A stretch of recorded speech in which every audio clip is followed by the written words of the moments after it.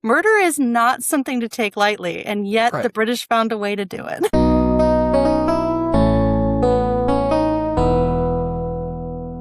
Murder on the Orient Express is a 2017 film directed by Sir Kenneth Branagh. This Agatha Christie whodunit is widely regarded as her best and provides the perfect opportunity to assemble a star-studded ensemble. Our tie to this movie was via Leslie Odom Jr. I loved his British accent. I thought he did a great job. And we should note, Leslie Odom Jr. via One Night in Miami for That our is last correct. Yes. discussion. Story is set in 1939. We have Hercule Poirot. I You always got it. rush through the name. Hercules Poirot. Do not do that.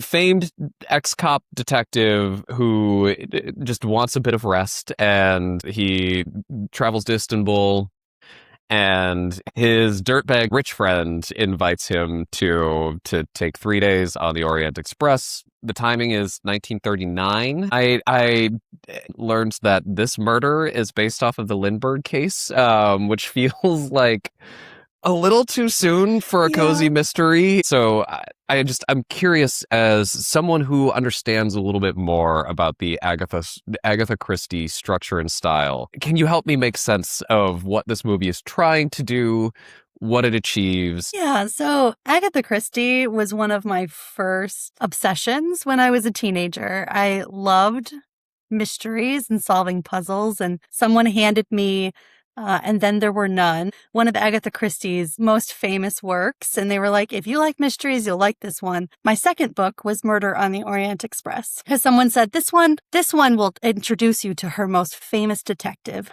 Poirot. So as a teenager, I just devoured this book and loved the twists and turns. Spoiler alert for this story.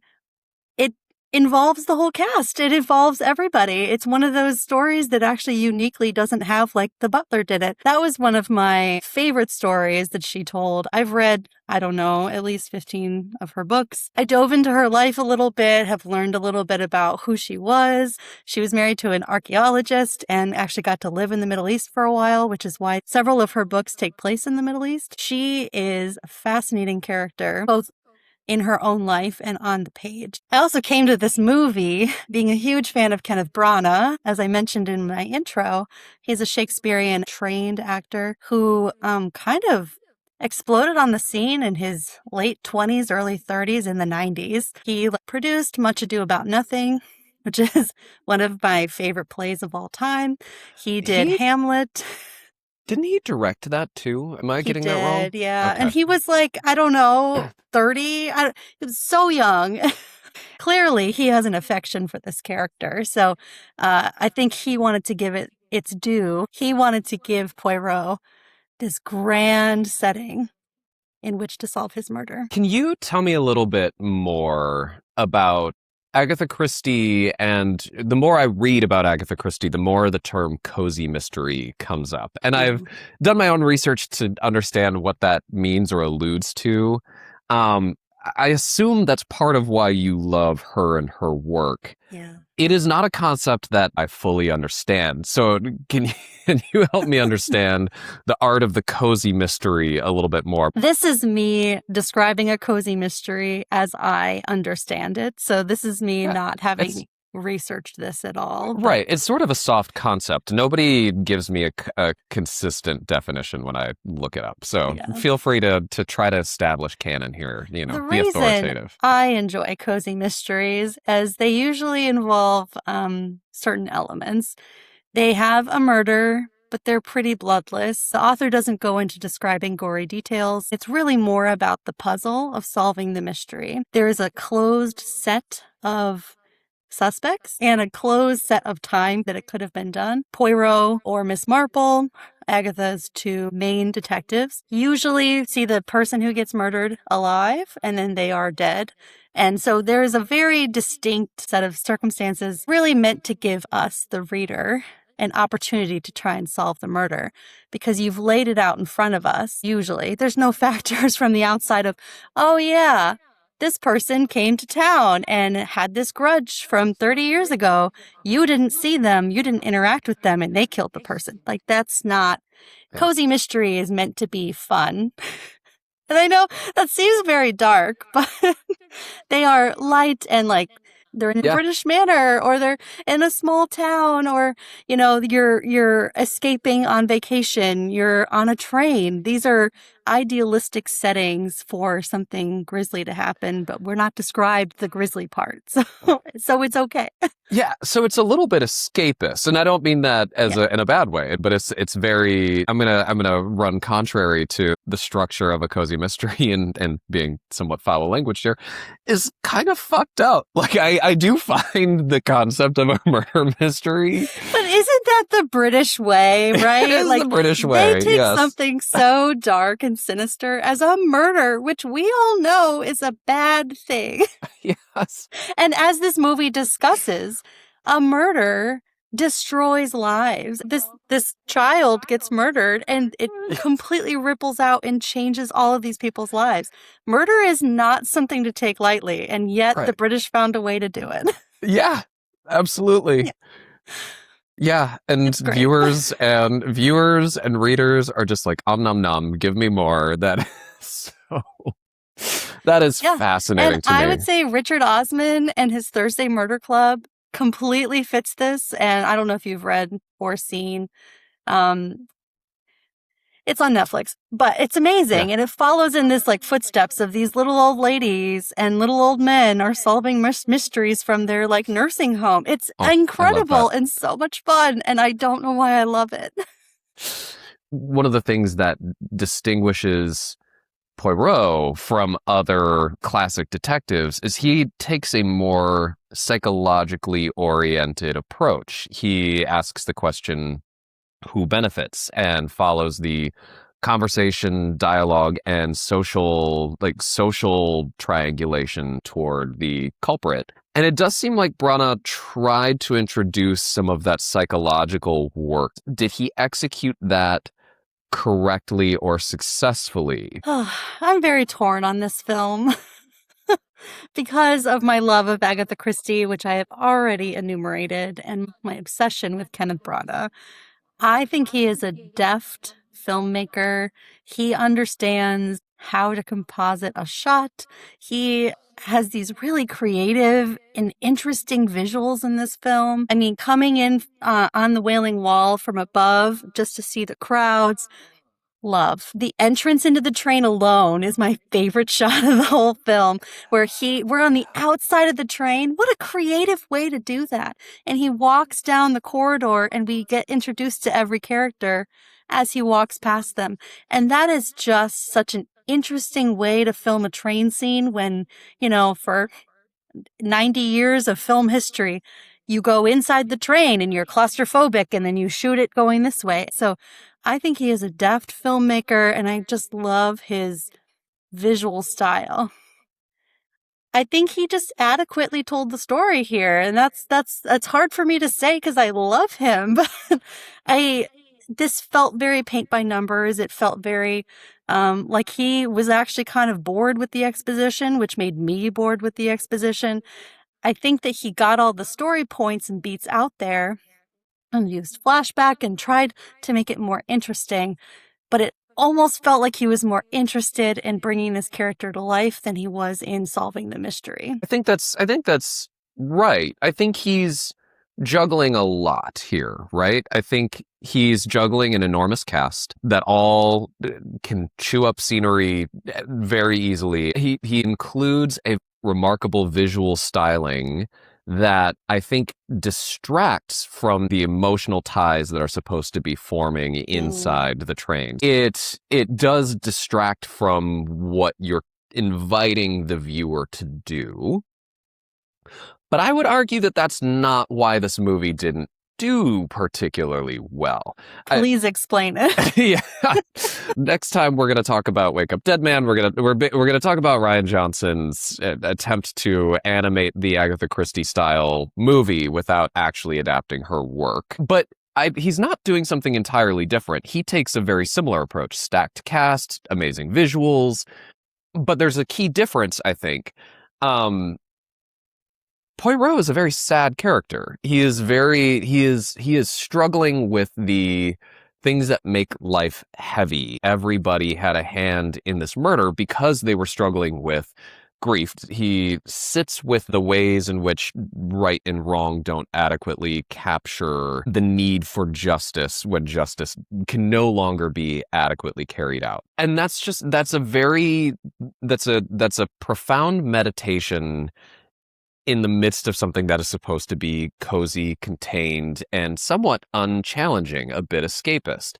So he promises the escapist elements, delivers on the visual, on the performances, though not enough. The one of my favorite Letterboxd reviews is simply, "This is a criminal underuse of Olivia Colman." Agreed. And on top of all of that, I was actually asking Norman this about this because he has a unique brain for visual representations. And I asked why he thought it was a little boring, and he goes, "Well, it's a little gray. I do think there is kind of a gray scaling in the cinematography here that really takes some of the life out of it, and you're delivering a particularly poignant, sad reflection on the human condition on top of a grayscale cinematography can just feel a little cold and hollow and not terribly engaging." So that is my theory on perhaps why this falls a little flat at times. I don't know. Yeah. Am I off base? No, and I agree with you that it wants to have these lush colors and this lush life, and it introduces us to this beautiful train and shows them setting up the table, and you're being brought into this world that we don't have anymore, and like being told, "Isn't this so interesting? They were going to be on this train for 3 days through the mountains." But you're right. It wants to give you this sense of the bottle episode, but it kind of washes out the story a little bit. Like the interviews can become perfunctory when you have 12 of them to do. And he tries to make them interesting. They do them in different locations. You even take Daisy Ridley outside to do her interview out in the snow. But like the color, like the richness of the world does feel a little like it's behind glass a little. And I don't know why. Yeah. And you're right. Like it had all the elements, it had everything I love, but it didn't really land. You read the book, and I know that you have potentially read other Hercule Poirot works from Agatha Christie.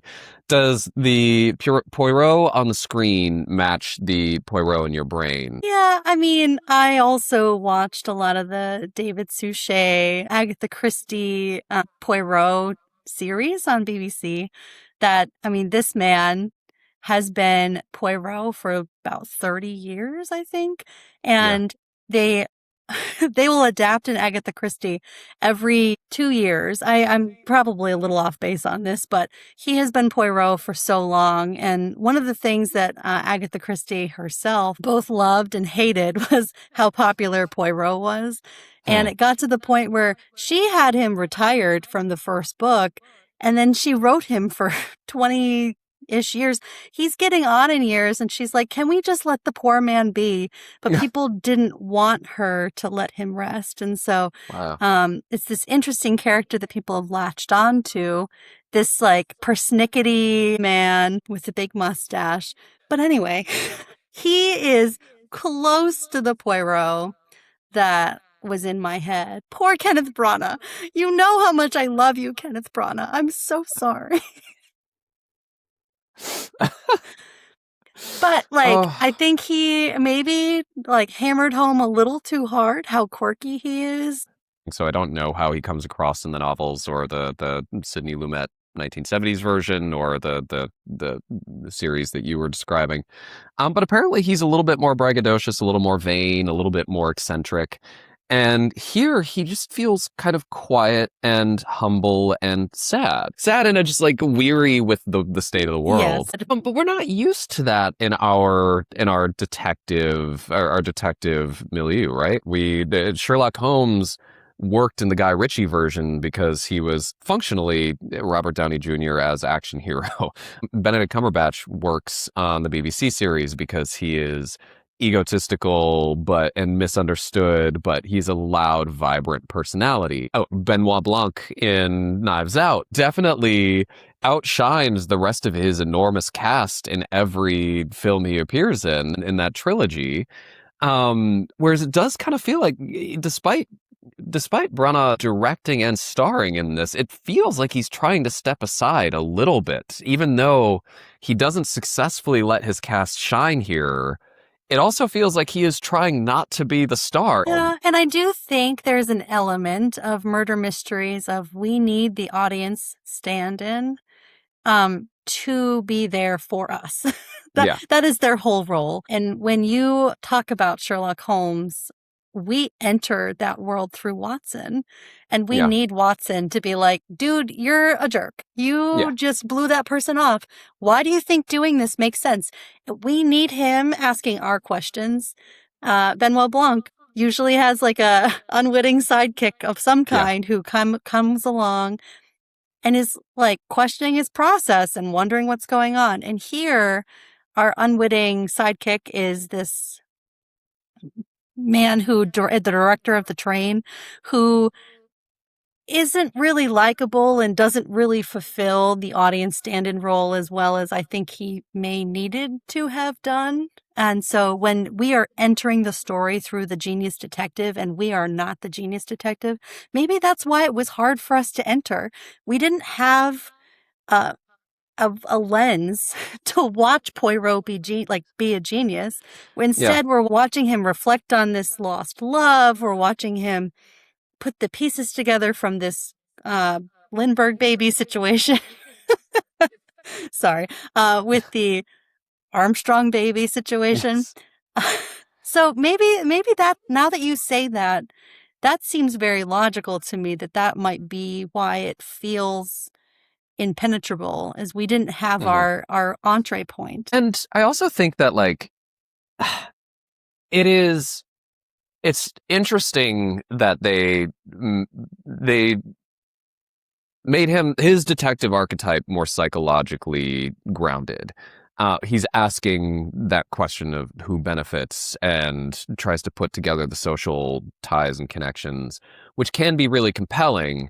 The hard part is, in this particular case, it makes him sort of a bad detective, because eventually there's a point where I'm watching it and realizing, how is everyone on this train connected to this one case? Like, that didn't tell me that everybody did it necessarily, but like, okay, like something that's not that hard to piece together, that like that everybody's in on this. Did I miss it? How did he determine that Ratchet was Cassetti?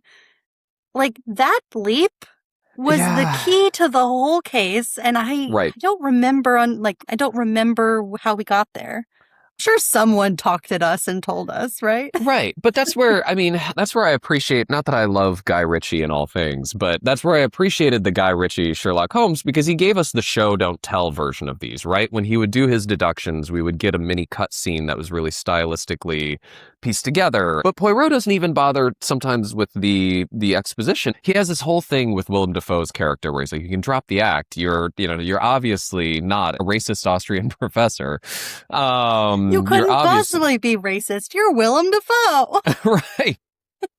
You're a cop from the US, and he gives us one little bit of, the markings on your gun. That's that was his giveaway. But he doesn't really walk us through how he knew this. He just kind of gives us the leap and then demands that we put faith in him. But that's also just not as fun. Like, it doesn't point to the kinds of things that are important to you as the viewer to try to solve it yourself. So it seems to rob the audience of some of the key elements of a cozy mystery. Yeah, and I would say like an example of it done well is when Poirot is interrogating the rich lady who's on essentially opium. Yeah.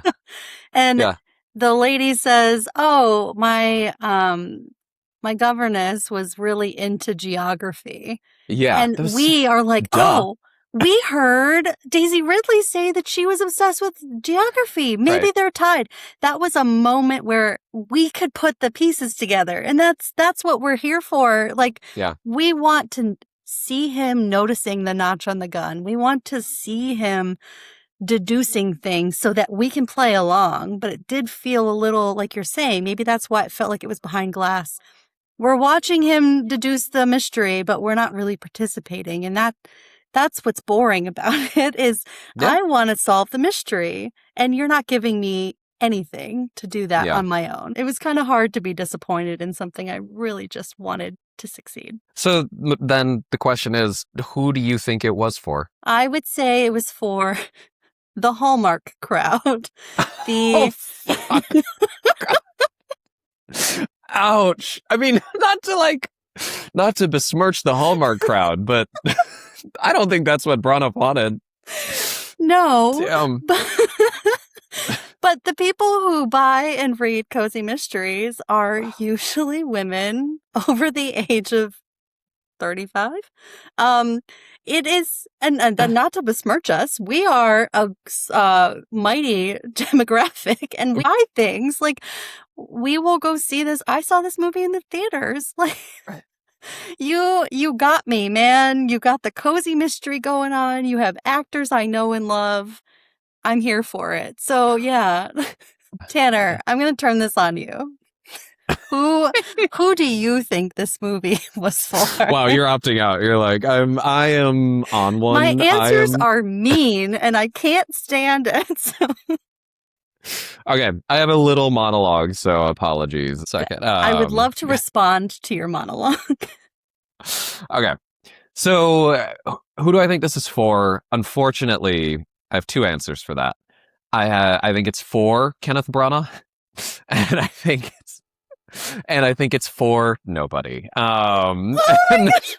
So you thought yours were mean. I think, but here's I have a I think a very kind read on why this is. So give me a second. So the really harsh read on this, right, is this was a studio movie written by, so I think the screenwriter is Michael Green, who has written some things that I really like. He wrote Blade Runner 2049.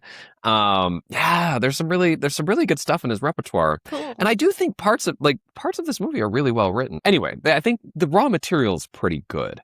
And so the studio decided to bring on Kenneth Branagh. And at that point, it seems like they gave him a lot of free reign because otherwise they used a lot of the IMAX cameras that they used for filming Dunkirk, because I think Branagh was on that project. And so I think there was like here, bring these over while we're all in the region, like, why don't we bring these cameras over? And Christopher Nolan has a cameo in this movie.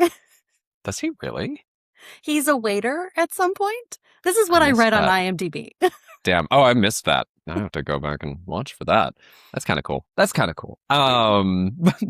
But he put a lot of love into this. I think they gave him a lot of directorial. This is me inferring. I do not know this for sure, but it seems like they gave him a lot of directorial oversight of this project, and they tried to franchise this. So I think the operating budget for this, they did franchise it. Oh, yeah. Sorry. Unsuccessfully. That's right. Trying to, meaning that it never quite took off. Right. So I think the operating budget for this was around like 55 million. And they did well domestically and internationally. I think they brought in about 350 million or so dollars at the box office, this is noteworthy to me, more than what Knives Out brought in 2 years later when it made its theatrical debut. So that tells me that there was demand for this, right? Death on the Nile comes out, I think, 4.5 years later. Much larger operating budget. I think they almost doubled, and then only brought in 140 million. Both had poor critical reviews, so I think about 60% of Rotten Tomatoes. I don't even know what Death on the Nile was, but even the audience, like the popcorn meter was pretty low on that, hovering around 50%. Then they go on to do A Haunting in Venice, which is, I think, Agatha Christie's only supernatural piece. Critic reviews, basically, it sounds like Branagh learned some lessons, and critic reviews are pretty positive on that. It sounds like he turned the ship around. It was fine. Okay. All right. Fair enough. But at that point... Oh, my God. Wow. Bruno is not going to know your love for him. He is. No. Can we review something that I love? Like, But Haunting in Venice only gets $110 million in the box office. So it is the trajectory is clear. Here's my pitch for why this doesn't really work for anybody. I think Branagh is a very sentimental director. It seems like he feels pretty deeply and really wanted to bring in some of that that tender-hearted world weariness to this character and really make that the psychological grounding for these movies. But we've already seen the studio imperative to try to turn this into a little bit for everybody, and it's willing to be anything for anybody in order to try to bring them in. It'll be a little bit action, it'll be a little bit CGI fest, it'll be a star-studded vehicle, and you have this very personal layering over a studio product. I think it loses a sense of identity in that process, and I think it's actually really sad to me to see how poorly it did, just because I felt very soft and warm-hearted watching this movie. I felt that world weariness in a way that was particularly heartwarming. I appreciated the way in which Poirot's character arc softened. Like he has this semi-god complex and then realizes, oh, there is right, wrong, and some in between. That's really fascinating. That's really meaningful. It's telling that Branagh's main directorial work that has Oscar nods was Belfast, which was autobiographical. A lot of his big budget studio works aren't very well reviewed, like Cinderella, Thor. You get a lot of signature styling because I do think he has auteur tendencies. You have that really yeah. cold palette across the board. It's not until he finally films in black and white that he finally gets his Oscar nod. I do think that's a product of the 2010s, though. There Yeah, was a color saturation problem in the 2010s, and there that really was fucking is really the still. style of like Yeah, everything was blue, everything was yeah. gray. So I do think that was a bit of a product of that. But you're right. Like he just desperately wants to be this auteur. He wants to be Wes Anderson a little and have his own signature style. And you have like Dutch angles in Thor, and you're like, well, this doesn't really fit. The hell is a So Dutch angle? I love that. What is a Dutch angle? I love teaching people things. Yes. A Dutch angle is when the camera is askew. Nice. I Mm-hmm. love that. Okay. Yeah, we don't need that in Thor. Wow, thank you for that reference. That was beautiful. You're welcome. He has the schooling and the knowledge and the eye for auteur filmmaking, but he keeps making like Cinderella is an IP that like Disney's trying to launch live action movies of their animated classics. And they pick this deft director who has a great eye, but the movie does feel a little like, is this right? Is this the right tone? Yeah. And so it is interesting to see the 2010s, how many opportunities he gets that are just kind of like mid, Yeah. you know. Yeah. And listen, there are so many talented directors that I adore and actors that I adore that turn in mid work. I don't know, like there's so many hands on the making of a movie. Oh yeah, and like look at what what Marvel did to Taika Waititi. So like there are many an auteur film director who got kind of churned out by the studio system of Marvel. Yeah. I mean, they hollowed out Lin-Manuel Miranda. Like it They is did. it's extractive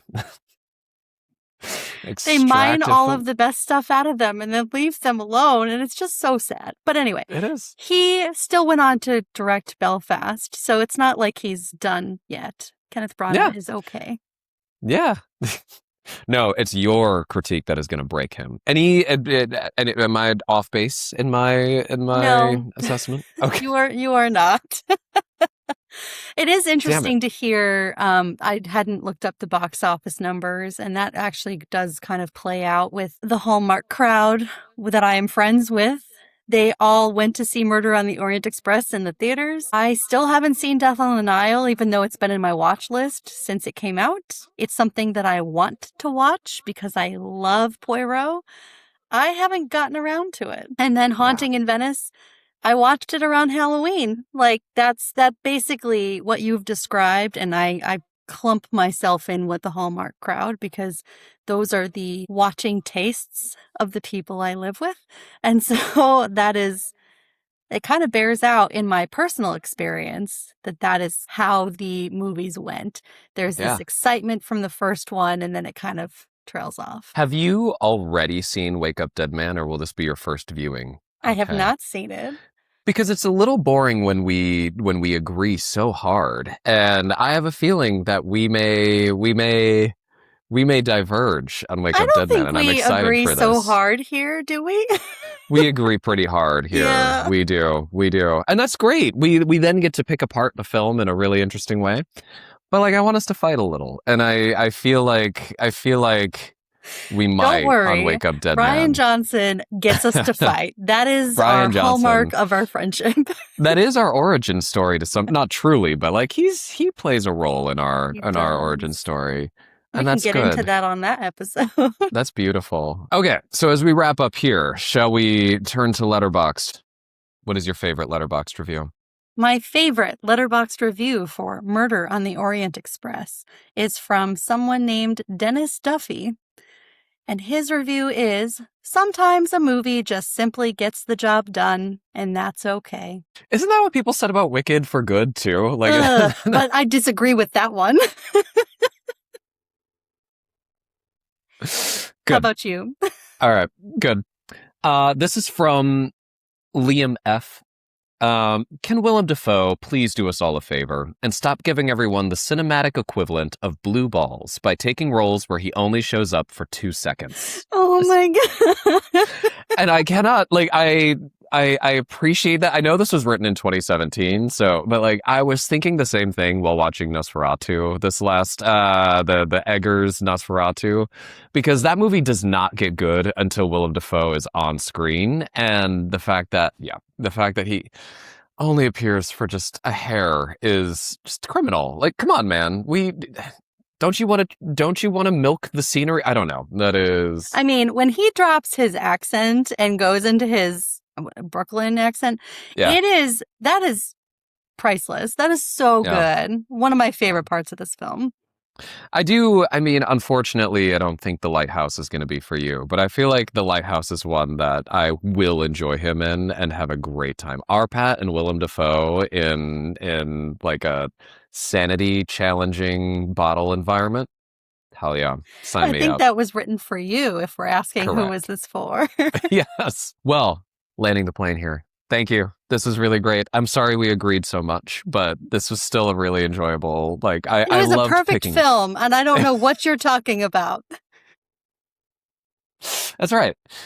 But it was really, like, I still, for all of my meh-ness about the movie, I still really enjoyed getting to just, like, dig around in it. I don't know. It was enjoyable as a thought exercise. We are next time around going to take the Agatha Christie thread and jump over to Wake Up Dead Man as the most recent installment of Rian Johnson's Knives Out trilogy. So I can't wait to talk about that with you next time.